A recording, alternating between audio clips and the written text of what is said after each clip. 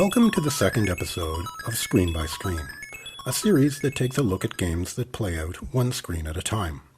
In this episode, we examine Hudson Soft's Nuts and Milk, a game where you control a pink blob and traverse each stage by collecting fruit, all the while avoiding a jealous rival as you try to hook up with your would-be girlfriend. Nintendo's family computer had been out for a little over a year before Nuts and Milk released in late July 1984 in Japan. In that time, Nintendo had released about 15 games. Many of them would be released in North America as the Black Box series for the NES. What makes the release of Nuts and Milk historically significant is the fact that it was the first third-party game to be granted the privilege of being allowed to release on Nintendo's console, opening the doors for the likes of Namco, Jaleco, Taito, and Konami to do the same in the following year. Taking a quick look at its title screen, Nuts and Milk looks very much like one of the Nintendo-developed games from 1983, with a design that fits right in with Hogan's Alley, Balloon Fight, Excitebike, and Donkey Kong. At first glance, the look and feel of Nuts and Milk is very Donkey Kong-like, but instead of 3 screens that repeat dozens of times, Nuts and Milk has 50 completely original stages for you to play through. In Nuts and Milk, you play as the aforementioned pink blob named Milk, who can move about, jump a short distance, and climb rope ladders. Each stage is littered with fruit, and you must collect each piece in order for your girlfriend, Yogurt, to appear outside her house near the top of the screen. You must then reach her to complete the stage. This would be relatively simple if not for Nuts, a rival blob who is determined to stop you dead in your tracks. As each stage begins, Nuts will beeline it towards you, and contact with him means death for Milk. You start with 3 lives, and the stage completely resets each time you lose a life. Lose all 3 of your lives, and it's back to the title screen. There are no continues or passwords in this game, but thankfully, pressing the select button at any time during play will skip you to the next stage. This is not an instantaneous process, however, and skipping ahead from stage 1 to, say, stage 40 will see you spamming the select button for about 2 minutes. Not a perfect system, but not bad for 1984. Many of the game stages feature a springboard to propel Milk up to higher platforms, as well as rope ladders that you can climb up and down, as well as left and right on, as you collect fruit and evade Nuts.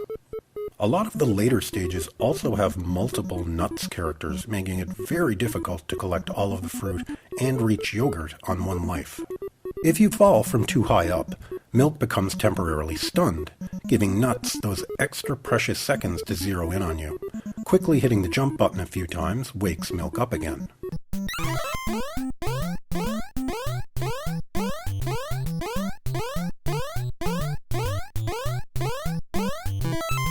A huge part of your strategy, especially later in the game, is to kite the Nuts characters to their doom, exploiting their limited AI, and force them to jump into the water below and drown, giving you a few seconds to collect fruit unhindered before they respawn. After completing a few stages, you will be presented with a relatively easy bonus stage where you must collect fruit that quickly moves around the screen and avoid Mario Bros. Style fireballs as you try to reach Yogurt. If successful, you are rewarded with a giant floral symbol of Milk and Yogurt's love. Aww. Nuts and Milk also has a Mode B option, and the only difference I can see is the addition of helicopters and blimps that occasionally float through each stage. The helicopter will net you bonus points if you can grab it, and the blimp will kill you instantly, just like real life. The blimp doesn't zero in on you like Nuts does, but its presence adds a random factor that greatly increases the difficulty, especially in stages with 2 or 3 Nuts characters chasing you around. Nuts and Milk also features a level creator that lets you completely redesign stage 1 of the game, and your creation will remain until you reset the game. If you happen to be playing with the Famicom disk system, you can save your stage for all eternity, or until the disk system stops working, which I believe was around 2005 if you were lucky. Something you should really prepare yourself for if you are going to give Nuts and Milk a try is that the control, hit detection, and jumping are finicky and fairly inconsistent. Landing jumps while platforming is a pixel-perfect endeavor, and can be impossibly frustrating at first. Hitting the springboard for a high jump requires you to press the jump button on the exact correct frame, or you miss it.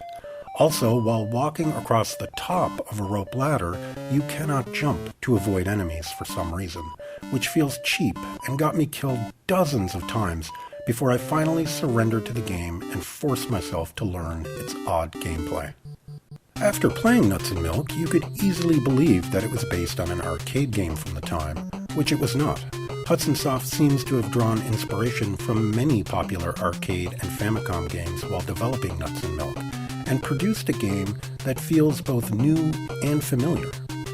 Nuts and Milk can be a tricky game to track down a physical copy of these days, and was only re-released in Japan on the Game Boy Advance in 2005 and the Wii Virtual Console in 2007. Of course, the simplicity of getting the game on your EverDrive or emulator remains as simple as ever. Nuts and Milk is a very enjoyable arcade-style Famicom game, and when viewed in the context of its 1984 release, proves itself to be worthy of your time and a place in your collection.